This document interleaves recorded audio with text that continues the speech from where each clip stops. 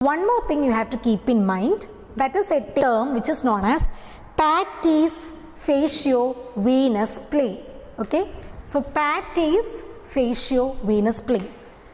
So at this context, you have to know the parotid gland is divided into a large superficial and a small deeper part, and this division, we can make out this division by the passage of the terminal branches of facial nerve. So facial nerves, extracranial cords, after coming out from the stylomastoid foramen, it will reach near the parotid gland and it divides the parotid gland into a superficial and a deep part. So between the large superficial and the small deeper part of the parotid gland, you can see the terminal branches of the facial nerve. And the terminal branches already we know.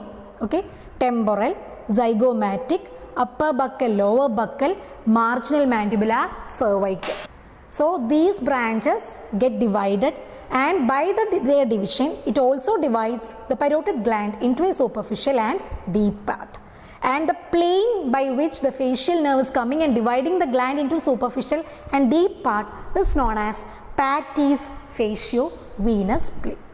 So in between the large superficial and small deeper part, you can see the terminal branches. Okay, so the main trunk of facial nerve coming, dividing into two, and then it will go to the terminal branches.